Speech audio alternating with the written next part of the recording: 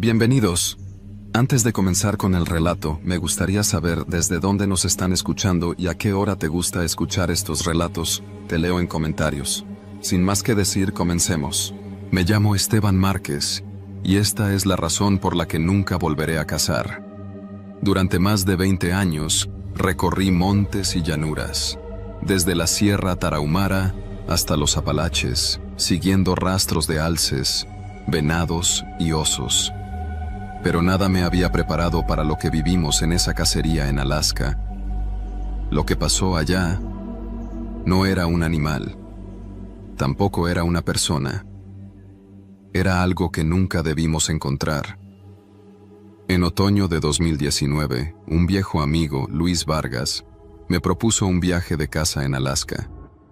Tenía conocidos allá, 2 hermanos inuit llamados Ariak y Tak, quienes nos guiarían hasta un valle remoto, a más de 100 kilómetros del pueblo más cercano.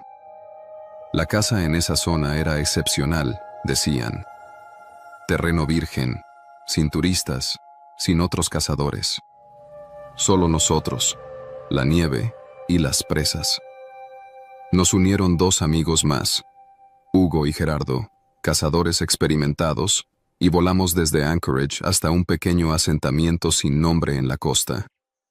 Desde ahí, viajamos 2 días en motos de nieve hasta una región donde los árboles eran tan altos que oscurecían el cielo. El aire olía a resina y a humedad. Había huellas frescas de alces y lobos, signos de que estábamos en buen terreno. Todo parecía ir bien, hasta que la primera noche sentimos algo extraño. Nos instalamos cerca de un río helado y armamos un campamento con 3 tiendas. Mientras preparábamos el fuego, Hugo frunció el ceño y señaló hacia la linde del bosque. Escuchen. Nos quedamos en silencio. Entre el murmullo del viento y el crujido de la nieve, se escuchaba algo más. Pasos. Luis encendió su linterna y la dirigió hacia los árboles. Nada. Tal vez un alce, murmuró Gerardo, encogiéndose de hombros. Intentamos ignorarlo, pero esa noche me despertó un sonido extraño. Era como si algo estuviera imitando nuestras voces. Hugo, susurró alguien en la distancia. Me enderecé de golpe. Mi rifle estaba al alcance de la mano. Luis. El tono era hueco, artificial, como si alguien estuviera repitiendo los nombres sin entender su significado. Me quedé congelado, con la respiración contenida. Desde mi tienda, apenas podía ver el bosque, pero sentía que algo nos observaba. A la mañana siguiente, no dije nada. No quería parecer paranoico, pero noté que Luis y Gerardo estaban inquietos. ¿Oyeron algo anoche?, preguntó Hugo mientras calentaba café. Nadie contestó al principio. Luego Luis asintió. Sí, y no era un maldito alce. Ese día salimos a cazar. Encontramos huellas frescas de un alce grande y lo seguimos durante horas. Cuando por fin logramos abatirlo, la luz empezaba a decaer. Regresamos al campamento al anochecer, y entonces lo vimos.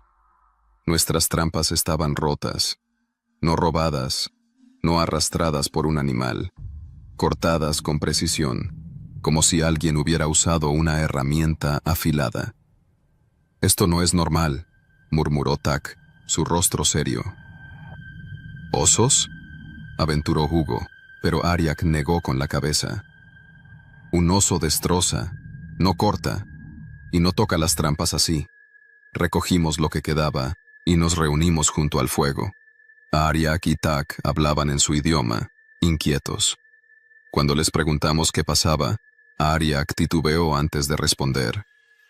Hay historias, cosas que no deberían estar aquí, pero no son para contar de noche. Esa noche dormí con el rifle cargado.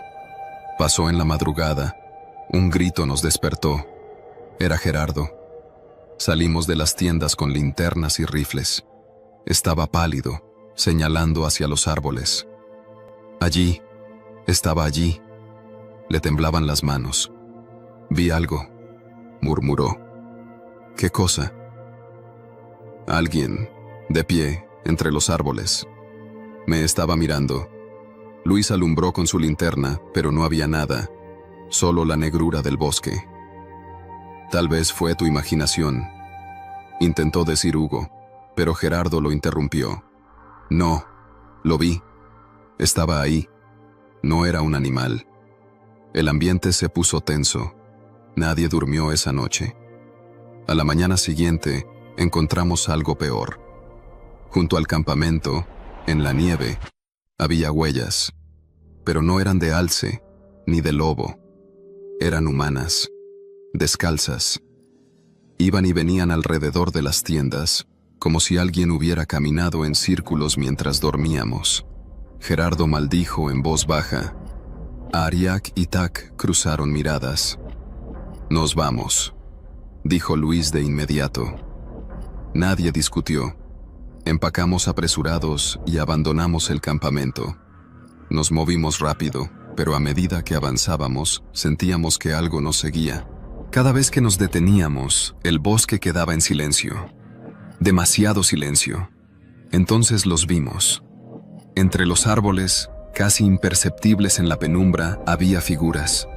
Altas, delgadas, inmóviles. No tenían rostro, solo sombras con forma humana.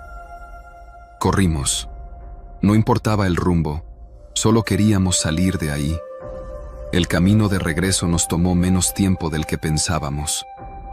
Llegamos al pequeño asentamiento exhaustos, sin mirar atrás. Ariak y Tak hablaron con los ancianos del pueblo. Cuando les describimos lo que vimos, nadie se sorprendió. Uno de los viejos nos miró con seriedad y dijo algo en su idioma. Tak tradujo. Dijiste sus nombres. Ahora te conocen. Nos fuimos de Alaska esa misma semana. Desde entonces, nunca volví a cazar. Y cada vez que duermo en un lugar apartado, siento que algo me observa entre los árboles. Cuando volvimos a Anchorage, no hablamos del tema. Nadie quería mencionarlo. Intentamos convencernos de que solo había sido el miedo, el cansancio, la paranoia de estar en un lugar tan remoto. Pero algo dentro de mí sabía que no era así. Luis y Gerardo parecían ansiosos por alejarse de todo aquello. Se marcharon a México unos días después.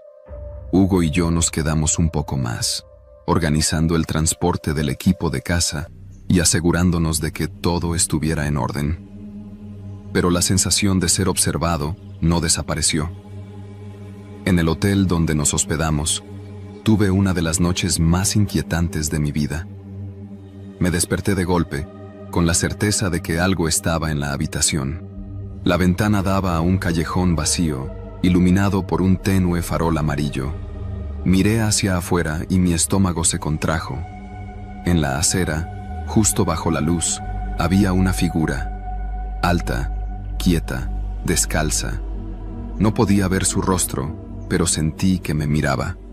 Parpadeé y ya no estaba. No dormí más esa noche. A la mañana siguiente, Hugo notó que algo andaba mal. «Te ves de la chingada, hermano. ¿Pesadillas?» Solo asentí. No iba a contarle lo que vi. Regresamos a México esa misma tarde. Por meses intenté olvidarlo. Me concentré en el trabajo, en la familia, en recuperar la normalidad. Pero la sensación de ser observado seguía ahí. No me atrevía a contarle a nadie. ¿Cómo explicas algo así sin sonar como un loco? Y luego empezaron los sueños. Siempre era el mismo. Yo estaba en medio de un bosque oscuro, con la respiración entrecortada. Sabía que algo estaba ahí conmigo, escondido entre los árboles. No lo veía, pero lo sentía. Y siempre terminaba igual. Una voz hueca, artificial, susurrando mi nombre. Me despertaba sudando, con el corazón latiendo a toda velocidad. Traté de ignorarlo. Dejé de cazar. Evitaba los bosques, los lugares apartados. Pero no importaba, porque entonces empezaron las señales en la vida real. Ocurrió un año después, en noviembre de 2020. Estaba manejando de regreso a casa después de una reunión con amigos. Eran casi las 3 de la mañana. La carretera estaba vacía y apenas iluminada. De pronto, sentí un escalofrío. A lo lejos, en el arcén, había una silueta, alta, inmóvil. La misma sensación de aquella noche en Alaska me golpeó de golpe. Pasé de largo sin bajar la velocidad, con las manos apretadas en el volante. No quería mirar por el retrovisor. No quería confirmar que estaba ahí. Pero mi curiosidad me ganó. Lo hice. Y ahí estaba. Ya no en la orilla de la carretera, sino en el centro del asfalto, mirándome alejarme. Mi estómago se contrajo. Pisé el acelerador y no volví a mirar atrás. Después de eso, busqué respuestas. Contacté a Arya Kitak. Les conté lo que me pasaba, lo que veía. Hubo un silencio largo en la llamada. Finalmente, Aryak habló. Te lo advertimos. Dijiste sus nombres. Ahora te conocen. Me explicó algo que nunca debimos ignorar. En esas regiones hay cosas que no deben nombrarse. No son espíritus ni criaturas, sino algo más antiguo. Algo que no pertenece a nuestra comprensión. Cuando los ves, te ven. Y cuando dices sus nombres, te escuchan. No les prestes atención. Fue lo único que dijo al final. Si lo haces, seguirán viniendo. Han pasado años desde aquello. He intentado olvidar. No los he visto de nuevo, al menos no claramente. Pero a veces, en las noches silenciosas, siento algo. Una presencia en el borde de mi visión. Una sombra que desaparece cuando volteo. Ya no voy a los bosques. Evito los caminos solitarios. He aprendido a ignorarlo. Pero a veces, en el susurro del viento, creo escuchar algo más. Mi nombre, murmurado en la distancia. Esperando.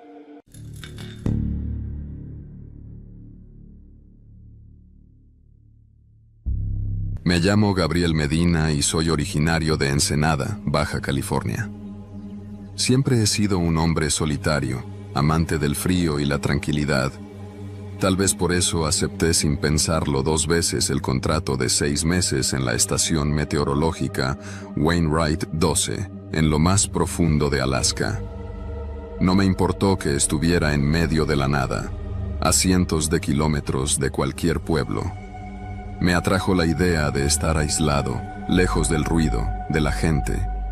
Lo veía como una oportunidad para desconectarme del mundo y, tal vez, para encontrarme a mí mismo. Me dejaron en la estación en un helicóptero junto con provisiones suficientes para todo el invierno. El anterior encargado, un tipo de apellido Carter, me recibió en la puerta. No parecía muy emocionado de verme. Tenía el rostro demacrado, la mirada hundida, y me entregó las llaves sin mucho entusiasmo. Lleva un registro diario, revisa las antenas y cuida el generador. Lo demás, bueno, no hagas preguntas, dijo antes de subirse al helicóptero sin siquiera despedirse. Lo vi desaparecer en el cielo gris y por primera vez sentí una punzada de inquietud. La estación era una construcción sencilla. Un módulo principal con una cocina, un dormitorio, una sala de control con monitores y radios, y un pequeño baño. Afuera, las antenas y sensores captaban datos sobre la temperatura, el viento y la humedad. Mi trabajo era simple: revisar los equipos y enviar reportes. Eso era todo. Las primeras semanas pasaron sin novedad. Me acostumbré al frío, a la rutina. Despertaba temprano, hacía café, revisaba los instrumentos y pasaba el resto del día leyendo o viendo películas en la laptop. Las noches eran silenciosas, más de lo que hubiera imaginado. No había viento, ni animales, ni el más mínimo ruido, solo mi respiración y el zumbido del generador. Hasta que empezaron a suceder cosas extrañas. Una noche, mientras escribía en el registro diario, sentí un cambio en el aire, como si alguien estuviera detrás de mí. Me giré, pero no había nadie. Lo atribuí al cansancio y seguí con mi rutina. Pero luego noté detalles más concretos, cosas que no estaban donde las dejé. La silla de la sala de control girada hacia la puerta. El café de la mañana siguiente con menos líquido del que recordaba haber dejado. Un par de huellas en la nieve afuera, justo frente a la puerta. Pensé que era mi imaginación. Tal vez estaba paranoico por estar solo tanto tiempo. Pero las señales siguieron acumulándose. Una mañana, cuando desperté, encontré la puerta del almacén entreabierta. Estoy seguro de que la cerré la noche anterior. Revisé el interior, pero todo estaba en su sitio. Aún así, no pude sacarme la sensación de encima. La peor parte llegó una noche en la que desperté de golpe sin razón aparente. Miré el reloj. 3:12 a.m. Al principio no supe que me había despertado, pero luego lo escuché. Un crujido. Suave, pero inconfundible. Como si alguien hubiera pisado la madera del piso. Mi respiración se aceleró. Me quedé completamente inmóvil, escuchando. Silencio.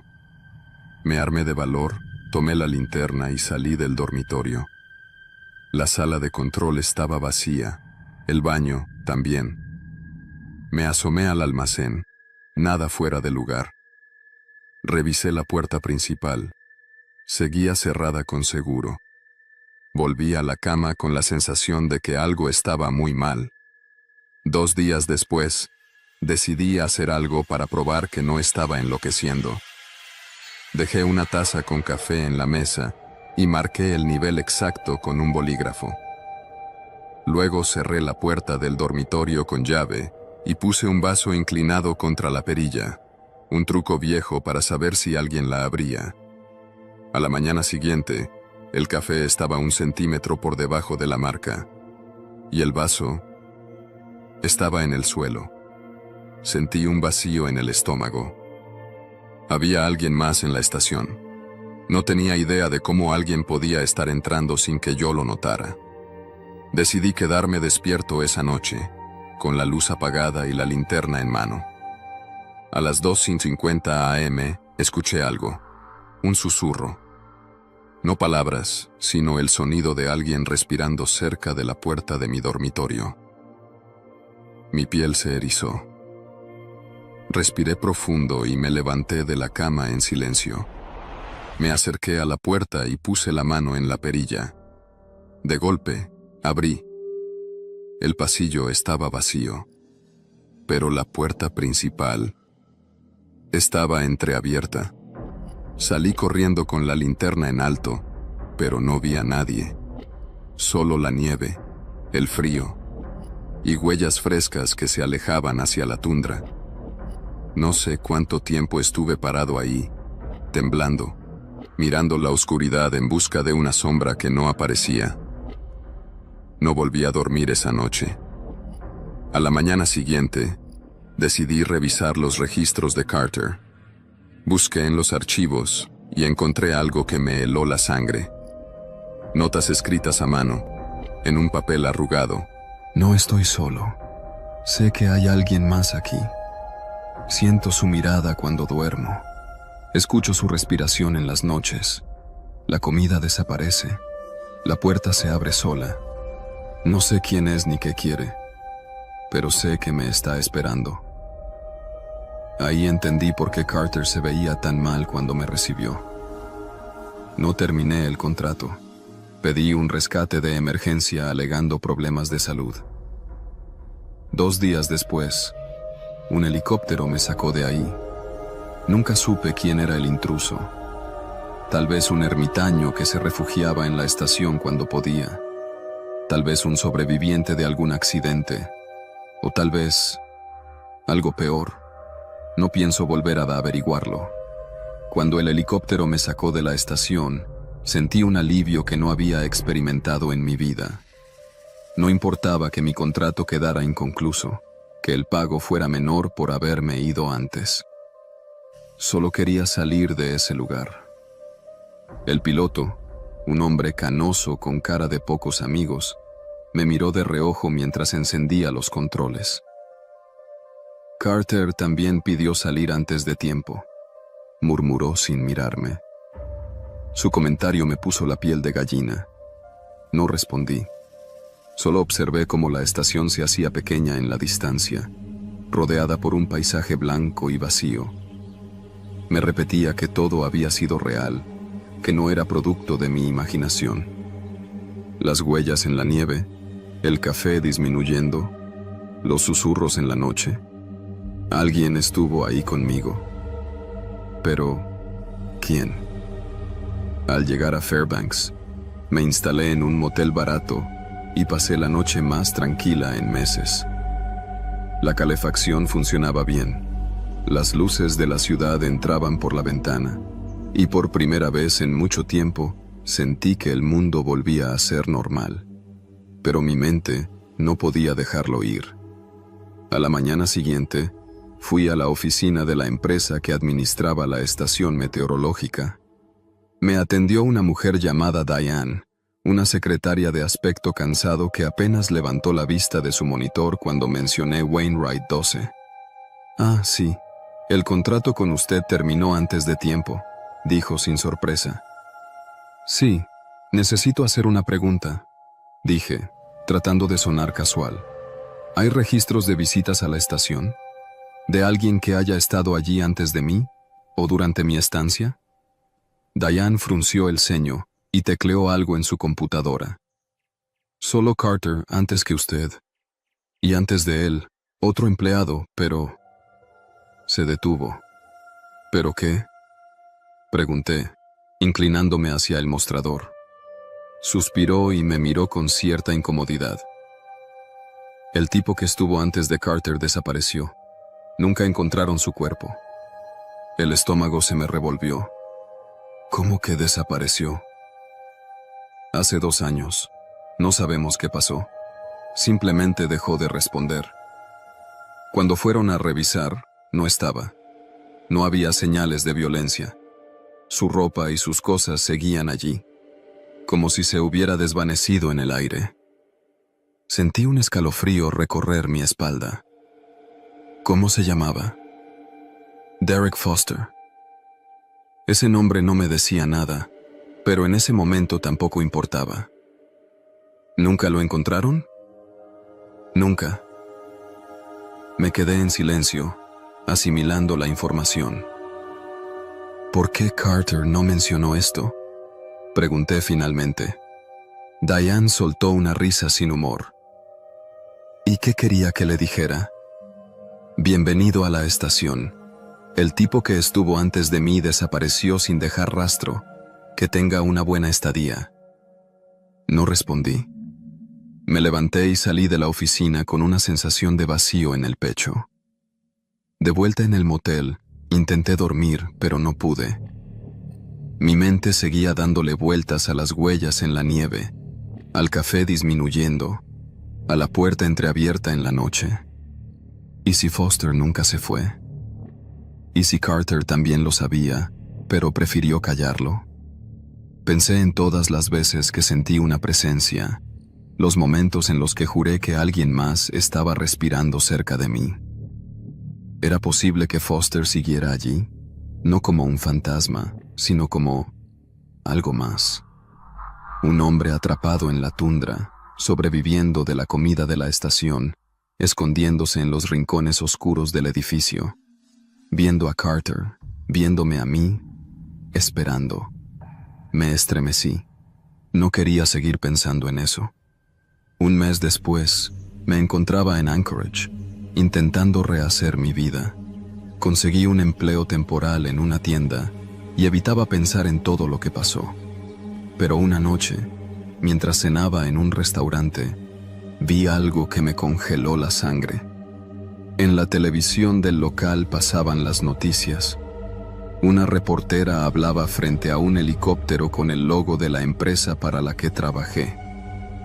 El día de hoy, las autoridades confirmaron el hallazgo de restos humanos cerca de la estación meteorológica Wainwright 12. El sonido del restaurante pareció desvanecerse. Los restos, aún en proceso de identificación, fueron encontrados por un equipo de mantenimiento que visitaba la estación tras la inesperada renuncia del último encargado. Tragué saliva con dificultad. Se cree que los restos podrían pertenecer a Derek Foster, desaparecido hace 2 años. Sin embargo, las circunstancias de su muerte aún son desconocidas. La imagen cambió a un investigador con chaqueta gruesa. Lo extraño es que, basándonos en el estado de los restos, Foster no murió hace 2 años. Murió hace menos de 1 mes. Mi visión se nubló. El reportaje continuó, pero ya no escuché nada más. Foster no había desaparecido 2 años atrás. Había estado vivo todo ese tiempo, y murió poco después de que yo me fui. Nunca sabré dónde se escondía ni cómo sobrevivió tanto tiempo. Pero ahora sé una cosa con certeza. No estuve solo en la estación. Nunca lo estuve.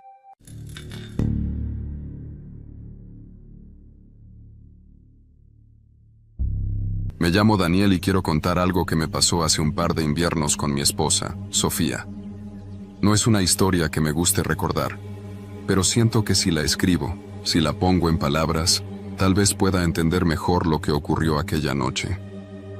Era mediados de diciembre y habíamos decidido hacer un viaje en auto desde la Ciudad de México hasta Chihuahua para pasar las fiestas con la familia de Sofía.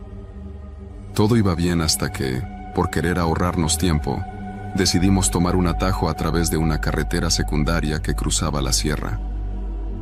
Habíamos leído que el camino podía ser peligroso en invierno, pero el pronóstico del clima no anunciaba ninguna tormenta fuerte, así que pensamos que no habría problema. Si nos metemos por aquí, llegamos en 2 horas en vez de 4, le dije a Sofía señalando la carretera en el GPS. Pero está medio solo, ¿no? Me contestó con duda. Va a estar bien, hay gasolineras en el camino y además ahorramos tiempo. Ella no estaba del todo convencida, pero confiaba en mí. Nos metimos en esa carretera, dejando atrás el tráfico de la autopista principal. Al principio todo iba bien. El paisaje era impresionante. Montañas cubiertas de nieve, árboles altos y un cielo anaranjado por la puesta de sol. Pero conforme avanzamos, la señal del teléfono se perdió y la carretera se volvió más angosta y resbalosa. Cayó la noche rápidamente y la temperatura bajó más de lo que esperaba.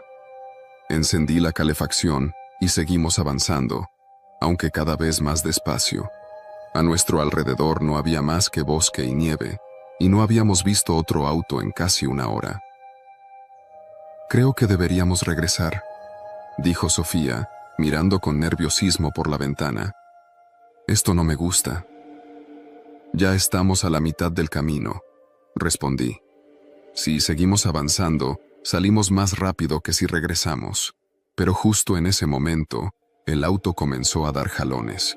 Un testigo rojo se encendió en el tablero y, antes de que pudiera hacer algo, el motor se apagó por completo. «No me jodas», murmuré, girando la llave una y otra vez. Nada. Sofía me miró preocupada y sacó su teléfono. Sin señal. Intenté encender el mío, pero estaba igual. Miré el GPS del coche. La pantalla parpadeó un par de veces y luego se quedó en negro. «Dime que esto es una broma, Daniel». «No lo es». Nos quedamos en silencio. Afuera la nieve caía en pequeños copos, pero el frío era intenso. La calefacción ya no funcionaba y empezamos a ver cómo el aliento se condensaba en el aire. «No podemos quedarnos aquí toda la noche», dije, tratando de mantener la calma. «A lo mejor hay una cabaña o un pueblo cerca. ¿Y si mejor esperamos a que pase un coche?» No ha pasado nadie en horas. Sofía miró la carretera desierta y suspiró. «Está bien». pero no nos separemos. Nos pusimos abrigos y bajamos del auto. El frío nos golpeó de inmediato, cortante y seco. El bosque se veía enorme y silencioso, demasiado silencioso. No se escuchaban aves, ni siquiera el sonido del viento entre los árboles, solo el crujido de nuestros pasos sobre la nieve. Caminamos por la carretera, iluminando el camino con la linterna de mi teléfono. No habíamos avanzado mucho cuando Sofía se detuvo de golpe. ¿Escuchaste eso? Me quedé en silencio. No escuché nada. Sonó como un susurro. Miré a mi alrededor. El bosque se extendía oscuro a ambos lados de la carretera. Las sombras de los árboles se movían con la luz de la linterna. Debe haber sido el viento. Seguimos caminando, pero algo no se sentía bien. No sé cómo explicarlo, pero tenía la sensación de que algo nos estaba observando. Miraba de reojo al bosque, pero no veía nada. Y entonces pasó. Unos metros adelante, en la orilla de la carretera, había huellas en la nieve, pero no eran huellas de animal ni de otro coche. Eran de pies descalzos. ¿Qué carajos?, murmuré, iluminándolas con el teléfono. Las huellas no eran viejas, parecían recientes. Se adentraban en el bosque y desaparecían entre los árboles. «Dani». La voz de Sofía tembló. «Vámonos de aquí». No tuve que pensarlo 2 veces. Nos dimos la vuelta y empezamos a caminar de regreso al coche. Pero entonces escuchamos algo. Pasos. Lentos, arrastrados, sobre la nieve. Nos giramos al mismo tiempo y apuntamos la linterna hacia el bosque. No vimos nada al principio, hasta que un movimiento entre los árboles nos hizo contener la respiración. A unos metros de nosotros, algo estaba de pie en la oscuridad. Era una figura alta y delgada, con la piel pálida y sin ropa. No podía ver su cara, pero sabía que nos estaba mirando. «Corre, Sofía», susurré. No tuvimos que decir nada más. Corrimos de regreso al coche, sintiendo los pasos detrás de nosotros. No me atreví a voltear, solo escuchaba cómo la nieve crujía a nuestras espaldas. Llegamos al auto y nos metimos apresurados. Cerré las puertas y busqué desesperadamente las llaves en mi bolsillo. «Dani, viene hacia acá», dijo Sofía, con los ojos llenos de terror. Miré por la ventana y lo vi. Estaba en medio de la carretera, inmóvil, observándonos. Su cabeza era demasiado alargada y sus brazos parecían más largos de lo normal. Giré la llave del auto con fuerza. Nada. Otra vez. El motor hizo un ruido seco y luego encendió. Sin pensarlo, pisé el acelerador. Las llantas patinaron en la nieve antes de agarrar tracción y salimos disparados. Miré por el espejo retrovisor y la figura seguía ahí, viéndonos, sin moverse. No sé cuánto tiempo manejé, pero no me detuve hasta que vimos luces a lo lejos. Era una pequeña gasolinera. Nos detuvimos y entramos corriendo. El encargado nos miró extrañado. ¿Están bien? «Hay algo en el bosque», dije, respirando con dificultad. «En la carretera, alguien». El hombre nos miró en silencio por un momento y luego negó con la cabeza. No debieron tomar ese camino de noche. Sofía y yo nos miramos sin entender. ¿Por qué? Porque los que se pierden ahí no siempre vuelven. Esa fue la última vez que tomamos un atajo. El encargado de la gasolinera se quedó en silencio un momento, como si estuviera decidiendo qué tanto debía contarnos. Yo seguía tratando de recuperar el aliento y Sofía, temblando, se frotaba las manos frente a una estufa pequeña en la esquina del local. «¿Qué quiso decir con eso?», pregunté, todavía con la adrenalina corriendo por mis venas. El hombre, un señor de unos 50 años con la piel curtida por el sol y el frío, se cruzó de brazos y nos miró con seriedad. ¿Por dónde venían? Por la carretera vieja, respondí. El coche se descompuso y tuvimos que caminar, y me detuve. No quería sonar como un loco. No estaba seguro de qué habíamos visto exactamente, pero había estado ahí. El encargado nos miró con ojos cansados y luego suspiró. No son los primeros que llegan diciendo que vieron algo. Sofía levantó la mirada. Entonces, ¿no fuimos los únicos? El hombre negó con la cabeza y sacó una botella de tequila de debajo del mostrador. Sirvió un poco en un vaso y lo empujó hacia mí. Lo tomé sin pensarlo, esperando que me calentara el cuerpo y despejara mi mente. Hace años, esa carretera era la única vía para cruzar la sierra. Pero algo pasó, algo que nadie sabe explicar bien. Sofía y yo intercambiamos miradas. El hombre siguió hablando. Dicen que hace mucho, cuando todavía pasaban camiones por ahí, un grupo de migrantes intentó cruzar la sierra a pie. Los abandonaron. El frío los mató a todos antes de que pudieran llegar a un pueblo. Se quedó en silencio unos segundos. A veces, la gente que pasa de noche ve cosas. Oye pasos en la nieve. Siente que los están siguiendo. No puede ser, murmuró Sofía. El hombre encogió los hombros. No sé qué vieron, pero les diré algo. No vuelvan a tomar ese camino.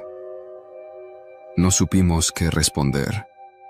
Me acabé el trago y sentí el calor del tequila bajando por mi garganta, pero no me quitó el nudo en el estómago. ¿Hay algún hotel cerca?, pregunté. A unos 20 kilómetros hay un motel, pero si quieren, pueden quedarse en mi camioneta. Está en la parte de atrás, tiene calefacción. Sofía me miró con duda, pero yo ya no quería manejar. Estaba exhausto. Se lo agradeceríamos mucho, dije. El hombre asintió y nos llevó a la parte trasera de la gasolinera. Su camioneta era vieja, pero parecía cómoda. Nos dejó unas cobijas y nos deseó suerte antes de volver al mostrador. Nos metimos en la camioneta y cerramos la puerta. Afuera, la nieve seguía cayendo. ¿Tú crees que sea cierto?, preguntó Sofía en voz baja. No supe qué responder. Solo sé que no quiero volver a pasar por ahí nunca. Nos abrazamos en silencio. Esa noche no dormí bien.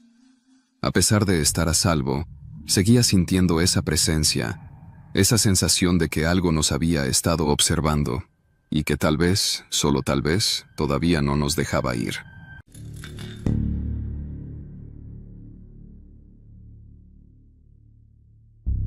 Me llamo Emilio Vargas. Nací en Ensenada, Baja California, pero llevo ya 12 años trabajando en la pesca comercial en Alaska.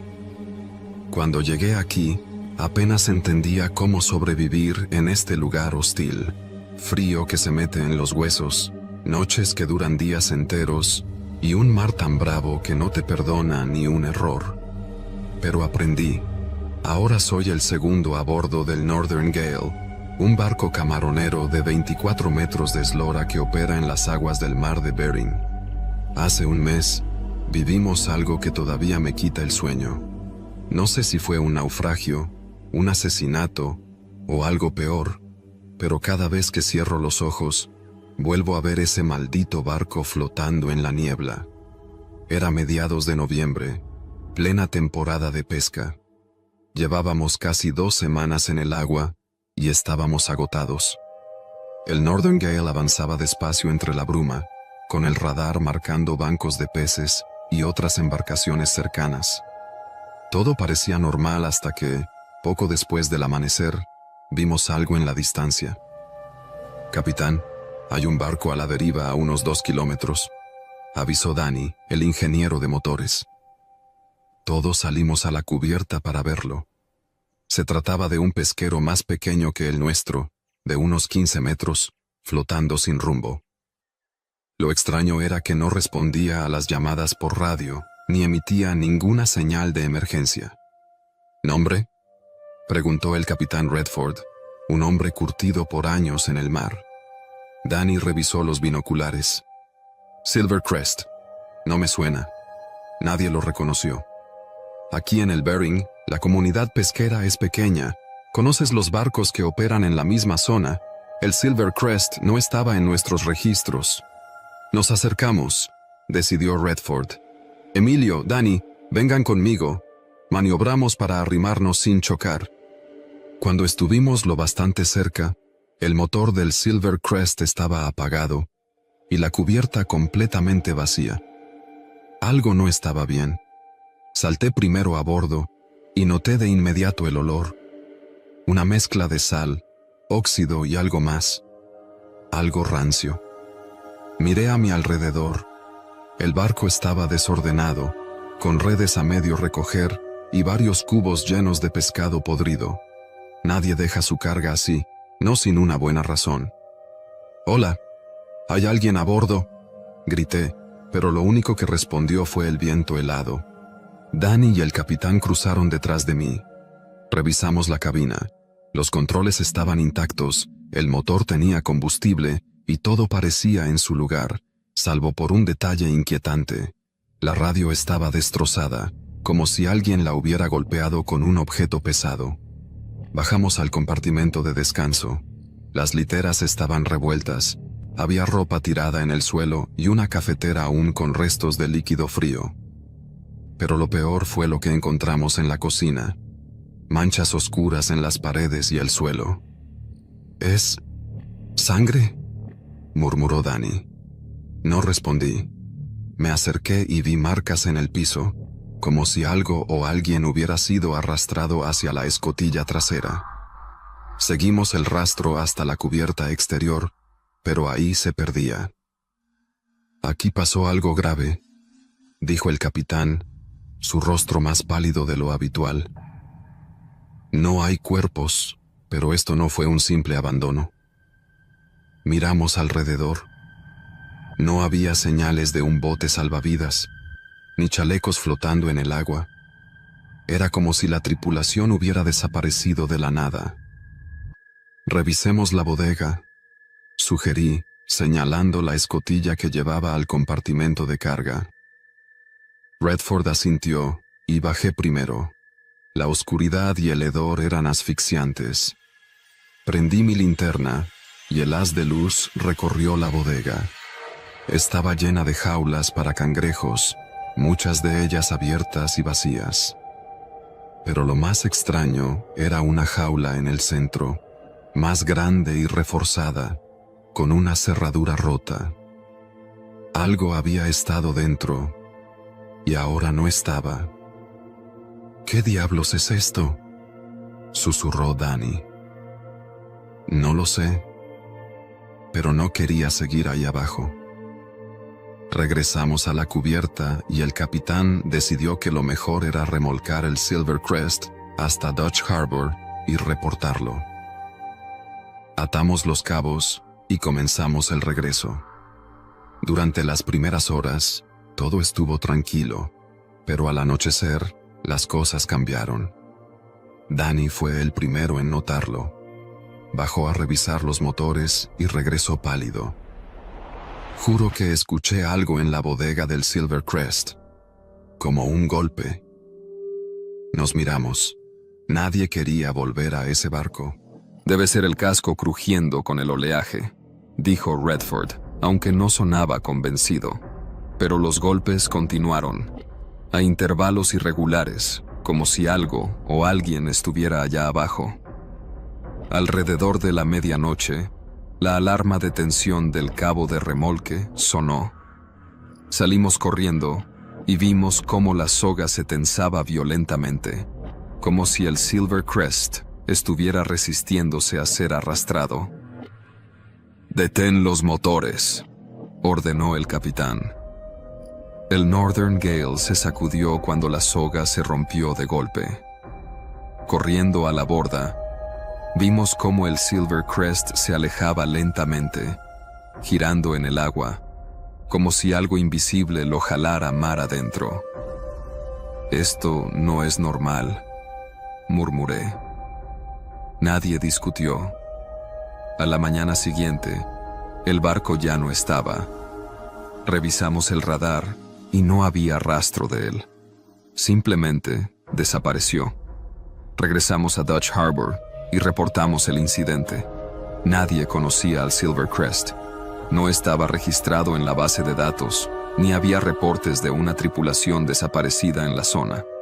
Era como si nunca hubiera existido.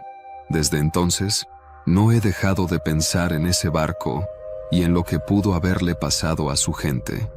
Sé que algo los sacó de ahí, algo lo bastante fuerte para hacerlos desaparecer sin dejar rastro. Y lo peor es que, en las noches más frías, cuando el viento sopla desde el norte, todavía creo escuchar los golpes en la distancia. La historia del Silver Crest se quedó con nosotros como un mal presentimiento, como una espina clavada en la nuca. Nadie en la tripulación hablaba de ello, pero todos lo sentíamos. Durante las siguientes semanas, evitamos la zona donde lo habíamos encontrado, aunque el capitán nunca lo admitió en voz alta. No queríamos tentar al destino, pero la historia no terminó ahí.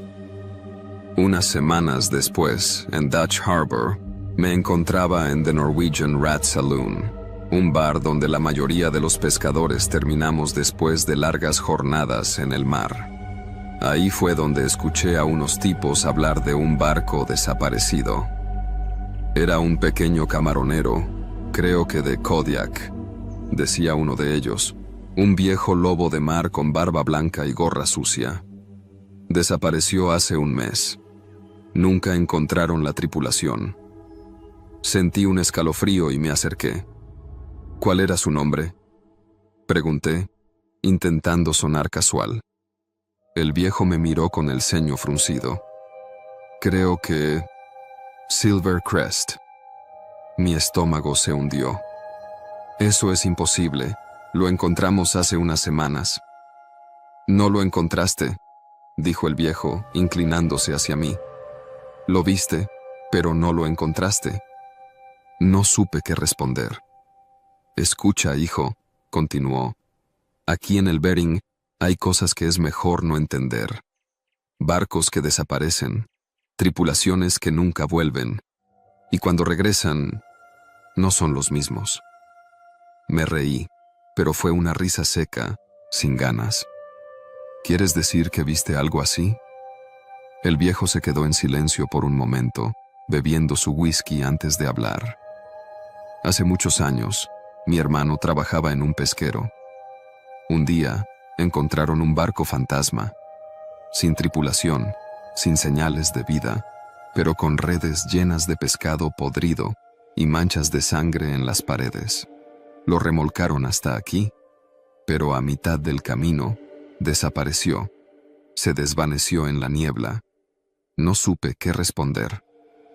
¿Qué crees que le pasó a la tripulación? El viejo terminó su trago y se encogió de hombros. No lo sé, pero sí sé esto. Cuando el mar quiere algo, lo toma y no lo devuelve. Salí del bar sintiéndome inquieto. Todo esto no tenía sentido. ¿Cómo podía un barco simplemente desaparecer?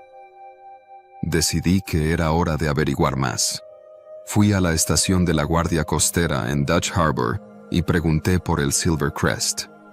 El oficial de turno me miró con curiosidad antes de responder. Ese barco desapareció hace más de un mes. Lo buscaron, pero nunca lo encontraron. Lo vimos hace unas semanas. Insistí. Estaba a la deriva, sin tripulación. El oficial frunció el ceño y revisó su computadora. No tenemos ningún reporte de que haya sido encontrado.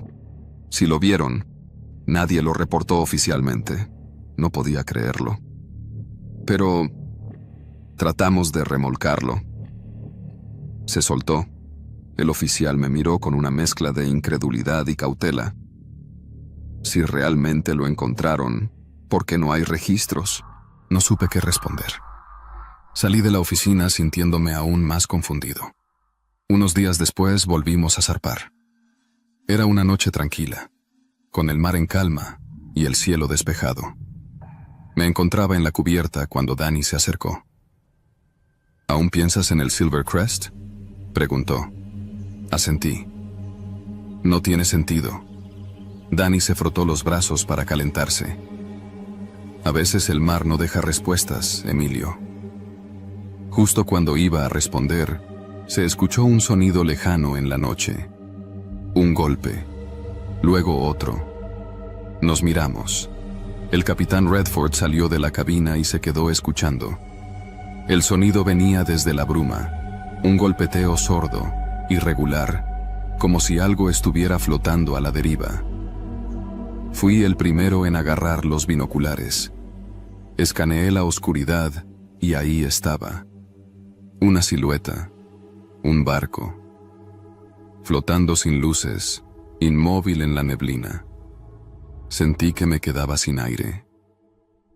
Era el Silver Crest. Los golpes continuaban. Redford bajó la mirada. No nos acercaremos, ordenó. Nadie discutió. Nos alejamos de ahí lo más rápido posible. Desde entonces, nunca volvimos a hablar del Silver Crest.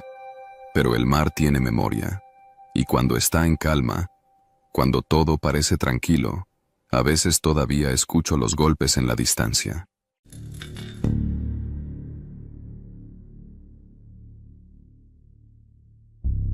Me llamo Daniel Herrera. Soy mexicano, pero llevo más de 15 años viviendo en Estados Unidos. Siempre me gustó el frío, la nieve, la tranquilidad. Tal vez por eso, cuando encontré una cabaña barata en una zona apartada de Alaska, no lo pensé dos veces. Era una oportunidad perfecta. Paz, aislamiento y un pedazo de tierra solo para mí. La compré por una fracción de lo que costarían otras propiedades en la región. La razón era evidente. Estaba lejos de cualquier pueblo y el dueño anterior la vendió con urgencia. No pregunté detalles. Solo vi fotos, hice la transferencia y un mes después estaba manejando hasta mi nuevo hogar, dejando atrás la ciudad y todo el ruido que venía con ella. Cuando llegué, la cabaña era exactamente como en las imágenes, pequeña, de madera oscura y con el techo inclinado para evitar la acumulación de nieve. La chimenea estaba intacta, y aunque el interior se notaba algo descuidado, nada que unas horas de limpieza no pudieran arreglar. Lo que me pareció extraño fue que la puerta no estaba cerrada con llave. Pensé que el agente inmobiliario la habría dejado así tras la última visita, pero al entrar, tuve una sensación extraña. Alguien había estado allí. No lo digo solo por la capa de polvo interrumpida por huellas. Había cosas fuera de lugar. Un plato sucio en la mesa, un vaso con agua a medio terminar. Revisé la despensa y encontré comida enlatada que yo no había traído. Lo más inquietante fue una chaqueta colgada detrás de la puerta. No era mía. Aún así, me convencí de que el antiguo dueño había pasado por ahí antes de la venta y había olvidado algunas cosas. No le di más vueltas. Ese primer día lo dediqué a limpiar y acomodar mis pocas pertenencias. Para cuando cayó la noche, ya me sentía más en casa. Pero entonces, empezaron los ruidos. Al principio, eran sutiles. Crujidos en la madera, el viento silbando entre los árboles, ruidos normales en un lugar viejo. Sin embargo, la segunda noche escuché algo distinto. Pasos. No fuera de la cabaña, sino adentro. Me desperté sobresaltado. Me quedé en la cama, tratando de escuchar con atención. Mi mente trataba de justificarlo. Quizá la madera se acomodaba por el cambio de temperatura. Pero entonces, lo oí de nuevo. Alguien caminaba por la cocina. Tomé mi linterna y salí del cuarto con cuidado. La casa estaba en completo silencio. Fui directo a la puerta principal y me aseguré de que estuviera cerrada. Luego revisé la cocina, el baño y cada rincón de la cabaña. No había nadie. Decidí que el aislamiento me estaba jugando una mala pasada. Había pasado demasiado tiempo en la ciudad, rodeado de ruido constante. Aquí, en el silencio de la montaña, cualquier sonido parecía amplificarse. Pero entonces empecé a notar más cosas. Los objetos se movían de lugar. Dejaba las llaves en la mesa y aparecían en la repisa. Una silla que siempre estaba junto a la ventana amanecía en el centro del cuarto. Una vez, encontré la chimenea encendida cuando estaba seguro de no haberla usado. Y luego estaba la comida. Cada noche, antes de dormir, contaba las latas en la despensa. No sé por qué lo hacía, quizá buscando tranquilidad. Pero una mañana, al revisar, faltaban 2. Mi primera reacción fue pensar en animales. Pero no había señales de que nada hubiera forzado la puerta ni las ventanas. No había huellas en la nieve afuera. Alguien estaba entrando en mi casa. O peor aún, alguien nunca se había ido. Esa idea me puso en alerta. La siguiente noche me quedé despierto, esperando escuchar los ruidos de nuevo. Pasaron las horas y no ocurrió nada. Justo cuando estaba por rendirme y dormir, oí un leve sonido. Un susurro. Venía del suelo. Tragué saliva y apunté la linterna hacia las tablas. Estaba seguro de que había algo debajo de la cabaña. A la mañana siguiente, salí a revisar el exterior. Caminé alrededor de la casa hasta que encontré algo que me heló la sangre. Una trampilla oculta bajo la nieve. Con el corazón latiendo con fuerza, limpié la entrada y la abrí con cuidado. Un olor a humedad y encierro salió de golpe. Bajé la linterna y vi un pequeño espacio, apenas lo suficientemente grande para una persona acostada, y ahí, en el suelo, había un saco de dormir. Alguien había estado viviendo debajo de mi casa. Había latas vacías, botellas de agua y un cuaderno lleno de garabatos. Al revisarlo, vi dibujos de la cabaña y de mí. No lo pensé 2 veces. Subí al auto y manejé hasta la estación de policía más cercana, a casi 2 horas de distancia. Les conté todo. 2 oficiales me acompañaron de regreso. Pero cuando llegamos, el lugar estaba vacío. La trampilla seguía ahí, pero el saco de dormir, las latas y el cuaderno habían desaparecido. No quedaba ni rastro de que alguien hubiera estado allí.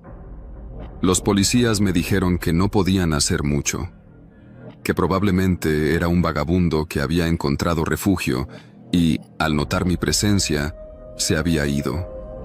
Me aconsejaron reforzar las cerraduras y estar atento.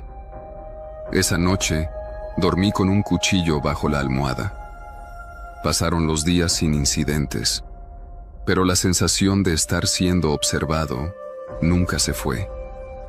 Finalmente, no pude más. Puse la cabaña en venta y volví a la ciudad. A veces me pregunto quién era la persona que vivía allí. ¿Cuánto tiempo llevaba en la cabaña antes de que yo llegara? ¿Cuántas noches estuvo escondido, observándome desde las sombras? Nunca encontré respuestas. Solo sé una cosa: nunca más volveré a vivir solo. Después de poner la cabaña en venta, pasaron varios meses sin que nadie se interesara en comprarla. No era raro. La propiedad estaba en una zona demasiado remota, y el frío extremo de Alaska no atraía a cualquiera. Mientras esperaba, intenté convencerme de que todo lo que había pasado no era tan grave. Tal vez sí había sido un vagabundo, alguien que simplemente había encontrado refugio y se fue al notar que la cabaña tenía dueño de nuevo. Pero no podía ignorar los detalles, los dibujos en el cuaderno, la chimenea encendida cuando yo no la usé, la forma en que los objetos se movían. Durante ese tiempo, Contraté a un cerrajero para reforzar todas las cerraduras y puse cámaras en el exterior. Lo hice más por tranquilidad que por otra cosa. Ya casi no pasaba tiempo en la cabaña. La usaba solo para descansar en mis viajes a Alaska para mostrarla a posibles compradores. Entonces, una noche, mientras revisaba las grabaciones desde mi departamento en Seattle, vi algo que me dejó helado. A las 3 de la madrugada, la cámara captó movimiento en la parte trasera de la cabaña. Un hombre delgado, con una chaqueta raída y el rostro casi oculto bajo una capucha, salió de entre los árboles. Caminó con calma, como si conociera perfectamente el lugar. Se acercó a la cabaña y, sin dudarlo, se agachó en la nieve, justo donde estaba la trampilla. No la abrió. No necesitaba hacerlo, porque ya estaba abierta. El hombre desapareció en el hueco bajo la cabaña como si fuera su hogar. Me quedé viendo la pantalla, con un nudo en la garganta. Esa persona nunca se había ido. Había esperado. De inmediato llamé a la policía en Alaska.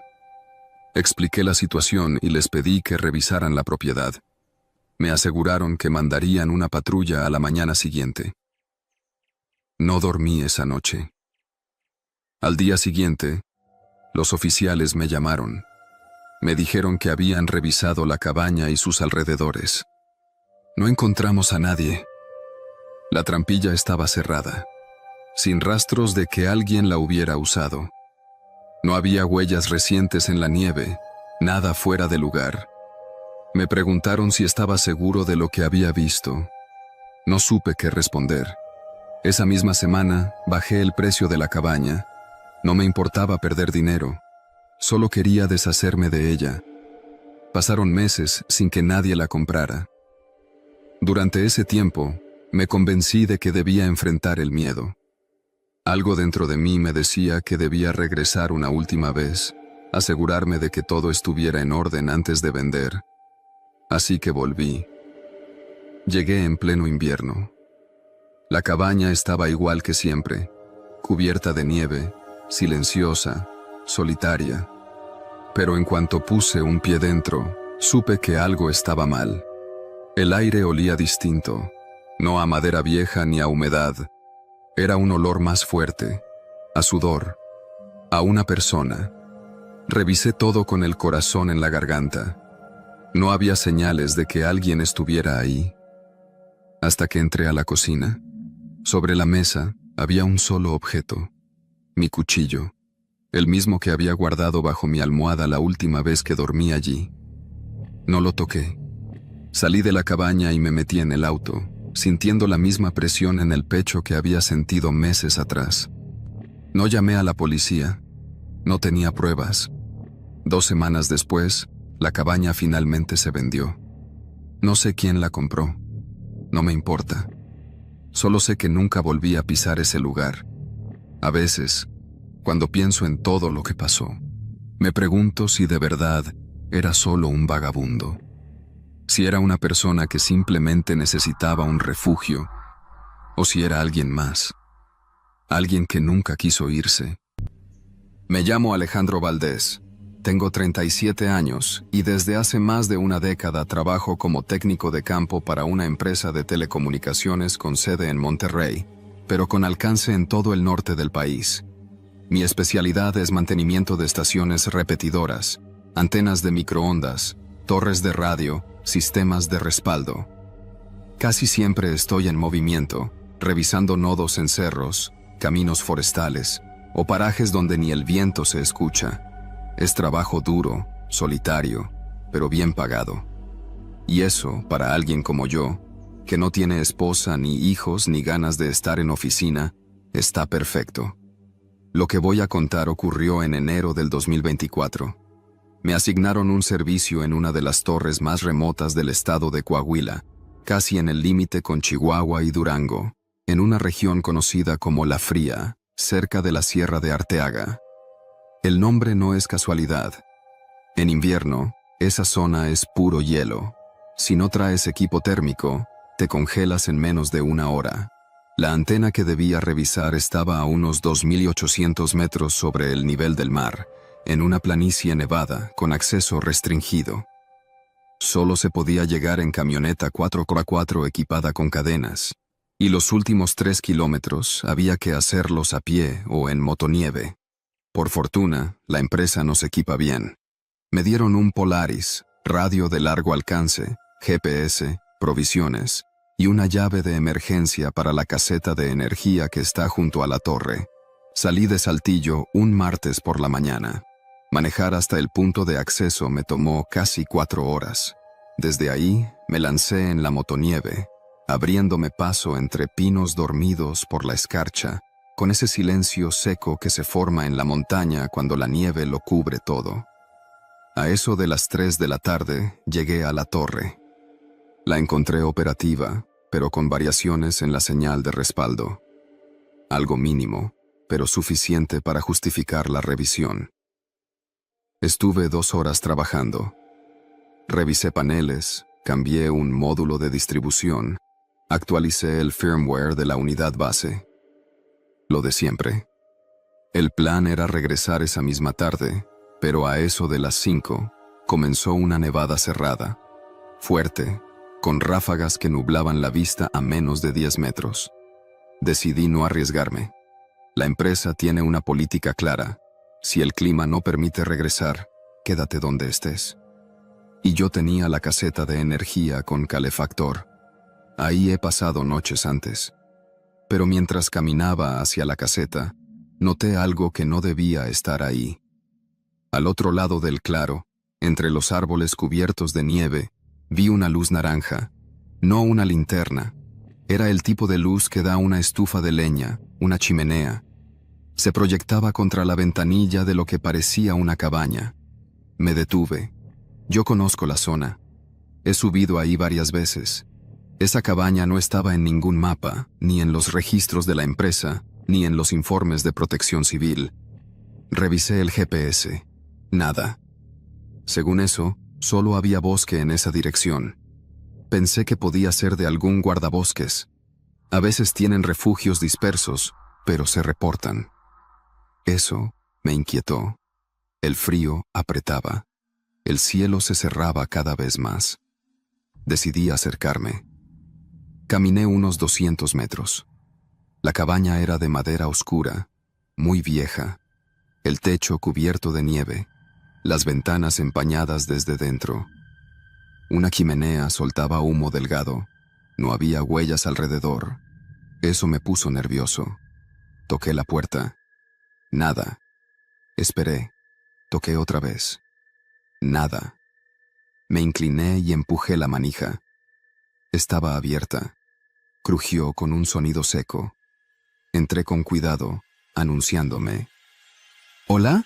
Técnico de telecomunicaciones. ¿Hay alguien?» El calor me golpeó al instante. Un fuego encendido en la chimenea, una tetera silbando apenas sobre una estufa de hierro y sobre la mesa, un plato con sopa caliente. No humeaba, pero tampoco estaba fría. «¿Hola?», volví a decir más fuerte. Nadie contestó. La cabaña era pequeña, con 2 habitaciones. Revisé con cuidado. Nadie. Todo estaba en orden, como si el dueño acabara de salir al bosque y fuera a volver en cualquier momento. Sobre un librero había cosas extrañas. Libretas escritas a mano, libros de topografía viejos, un cuaderno con mapas dibujados a lápiz. Todos marcaban rutas entre cerros, caminos que no estaban en ninguna aplicación ni en Google Maps. Rutas sin nombre. Me fijé en un detalle. Todas las rutas rodeaban un punto central que aparecía con distintas etiquetas. El claro seco, el ojo blanco, la trampa. Y en uno de los mapas, justo donde estaba yo parado, decía: «Aquí no entres de noche». Tuve una punzada en el estómago. Cerré el cuaderno, me di la vuelta. En una repisa encontré una radio análoga, encendida, con estática débil. De pronto, entre el ruido, se coló una voz. «Ya entró otro», ¿Cuál? El del overol naranja. Me congelé. Yo traía un overol térmico naranja con franjas reflejantes, como todos los técnicos de campo. Apagué la radio de golpe. Salí de la cabaña de inmediato. Corrí de regreso a la caseta de energía, cerré por dentro, activé el candado de seguridad y me atrincheré con una lámpara en una mano y el radio de la empresa en la otra. Esperé. No dormí. Solo escuché el viento azotar el exterior como si alguien rascara con las uñas las paredes de lámina. A veces, entre los golpes del aire, juraría que escuché pasos sobre la nieve, pero nunca se acercaron. A las 6 de la mañana, la nevada cedió. Salí con todo el equipo listo para bajar. Pero antes de irme, volví a mirar hacia donde estaba la cabaña. No había nada, solo árboles, nieve, un hueco de terreno pisado, como si algo pesado se hubiera retirado de ahí hace poco. Pero ni una huella, ni una tabla, ni ceniza. Revisé el GPS otra vez. Ningún registro de estructuras. Volví al punto de acceso. Me reporté. No dije nada de la cabaña. Pasaron semanas. Seguí con mi trabajo. Pero no podía dejar de pensar en esa voz en la radio, en cómo sabía que yo estaba ahí, en ese plato de sopa servido como si alguien me esperara. Hasta que hace unos meses, revisando bitácoras viejas de mantenimiento, encontré un reporte de hace 13 años, de otro técnico. El archivo tenía una nota al margen, escrita a mano. No entrar al refugio del Claro, no está registrado, no volver. Ese técnico, Guillermo C., se retiró poco después. Nunca dio razones, pero en la última página de su libreta, escaneada en PDF, escribió algo. Hay lugares que parecen ayuda, pero son otra cosa.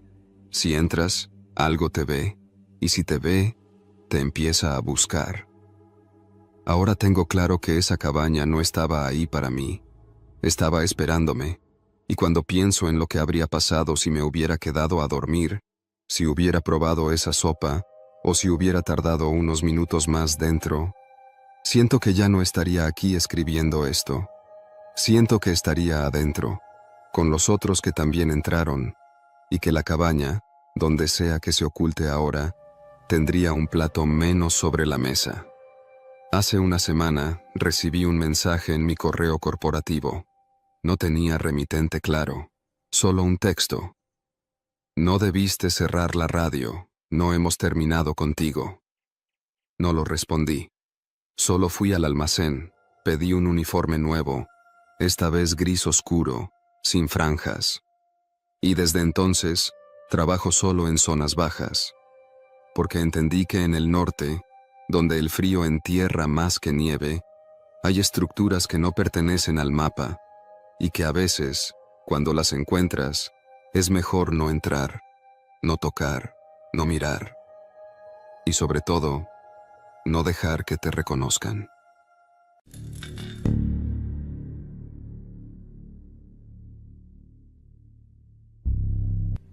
Me llamo Álvaro Domínguez, tengo 30 años y soy de Los Mochis, Sinaloa. No estudié carrera, pero sé trabajar duro. Lo mío siempre fue meterle ganas, sin preguntar mucho. Así crecí. Me tocó de todo: ayudante de albañil, operador de montacargas, incluso vendí celulares usados por un tiempo, pero nada estable. Hace 3 años me contactó un primo que vivía en Tacoma, Washington. Me dijo que había trabajos temporales en Alaska, en plantas pesqueras, donde necesitaban mano de obra por la temporada del salmón.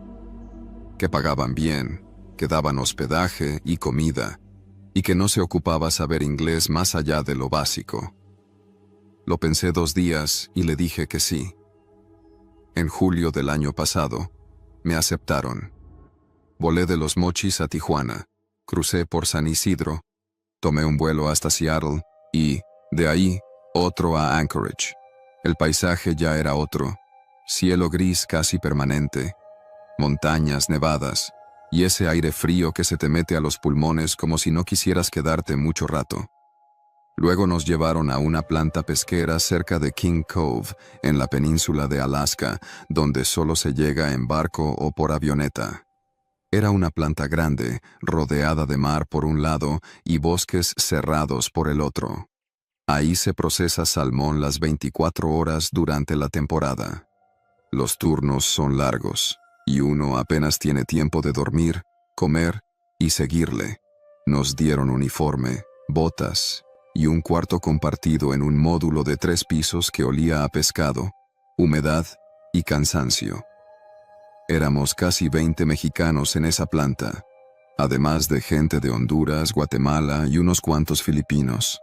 El ambiente era rudo, pero aguantable. Nadie te preguntaba mucho. Mientras trabajaras, estabas bien, pero a las pocas semanas empecé a notar cosas. Era mi tercer sábado. Llevábamos una semana trabajando el turno de noche, de 6 de la tarde a 6 de la mañana. En ese turno, la planta parecía otra cosa. La luz de neón, el vapor constante del agua caliente y el sonido de las máquinas funcionando como si nunca fueran a parar. Mi compañero de línea era un paisano de Nayarit, Javier, de unos 40 años. Era callado, pero buen tipo. Casi no hablaba, pero tenía experiencia y me enseñó cómo no cortarme los dedos con los cuchillos de fileteo. Esa madrugada, cerca de las 4, se tomó su descanso de 15 minutos. No regresó. Pensamos que se había dormido. A veces pasa. Uno se sienta, cierra los ojos y no los abre en 3 horas. El supervisor, un filipino chaparro y serio llamado Marvin, nos dijo que lo buscarían. Pero no hubo alboroto. Lo raro fue que al día siguiente nadie lo mencionó. Su cama estaba vacía. Sus cosas ya no estaban. ¿Dónde está Javier?, le pregunté a otro chavo de Veracruz. ¿Cuál Javier? Creí que me estaba jugando, pero nadie parecía recordarlo. Solo yo. Pasaron los días. El trabajo seguía. Cortar, pesar, empacar, apilar. En silencio. Con frío. A veces con música baja en el fondo, cortesía de un radio viejo colgado en la línea de producción. La siguiente semana desapareció un hondureño. Se llamaba Oscar, creo. Trabajaba en el área de limpieza de intestinos. Lo vi por última vez entrando al baño durante el descanso. Tampoco regresó. Fui al supervisor. «No ha vuelto», le dije. Marvin me miró sin expresión. «Seguramente lo transfirieron», dijo. «Eso no tenía sentido. Nadie te transfiere a otra planta sin avisar». Además, su cama también quedó vacía. A la mañana siguiente, sus cosas ya no estaban. Era como si alguien se encargara de borrar todo rastro. Me acerqué a un guatemalteco viejo, don Calixto, que trabajaba ahí desde hacía años. Me senté con él en el comedor, donde el café es gratis y sabe a cartón húmedo. «¿Nunca te ha tocado que alguien desaparezca?», le pregunté en voz baja. El viejo bajó la vista. Revolvió su café sin azúcar. «Aquí pasan cosas, pero no se habla de eso. Mejor ni preguntes. Tú sigue trabajando y no tomes descansos solo». «¿Por qué?». «Nomás hazme caso. Desde entonces, dejé de descansar a solas. Si alguien salía a fumar, salía con él. Si iba al baño, me aguantaba. Empecé a llevarme una botella vacía al trabajo para no tener que ir al sanitario. Me volví paranoico, pero tenía razones. Una noche me quedé con insomnio. Revisaba fotos en mi celular cuando vi que tenía señal. A veces, por ratos, agarra. Me conecté a internet y busqué el nombre de la planta. Casi no hay información. Solo una página vieja, con un número de teléfono y una dirección. Sin fotos, sin nombres. Entonces probé buscar accidentes laborales King Cove, Alaska. Encontré un foro de hace años donde alguien decía que su hermano fue a trabajar allá y nunca volvió. La planta negó que hubiera registro de su entrada. Eso me encendió todas las alarmas. Fui al cuarto de mantenimiento. Lo tenía ubicado. Era una sala pequeña donde guardaban herramientas y algunos monitores que mostraban las cámaras de seguridad. La puerta a veces quedaba entreabierta. Una madrugada, mientras limpiaba las botas, me asomé. Uno de los monitores mostraba un sendero que conectaba la planta con el bosque. Ahí no se podía caminar. Era una zona cerrada por la empresa, supuestamente por animales salvajes. Pero esa noche, justo a las 3:12 a.m., vi algo. 2 personas caminaban por ese sendero. Uno parecía un trabajador, el otro, más alto, con una especie de impermeable blanco. El trabajador caminaba lento, como si estuviera dormido.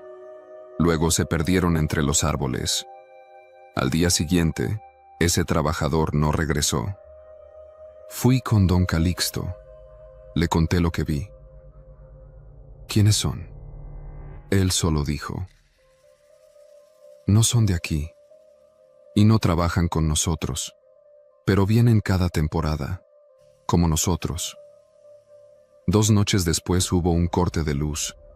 Algo raro en una planta como esa, pero pasó. Todo se quedó en silencio. Nos dijeron que el generador tardaría en reiniciar. Los trabajadores se fueron al comedor o a sus cuartos. Yo me quedé en el pasillo, esperando que regresara la luz. Y entonces los vi.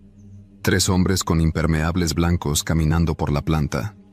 No eran supervisores, no eran de limpieza, no saludaban, pasaban directo, como si supieran a dónde iban. Uno de ellos cargaba una linterna sin luz, apuntando a lugares específicos. Los otros 2 iban detrás. Vi cómo se acercaron al cuarto de uno de los nuevos, un chavo de Tuxpan, Veracruz, que apenas llevaba 3 días. Entraron.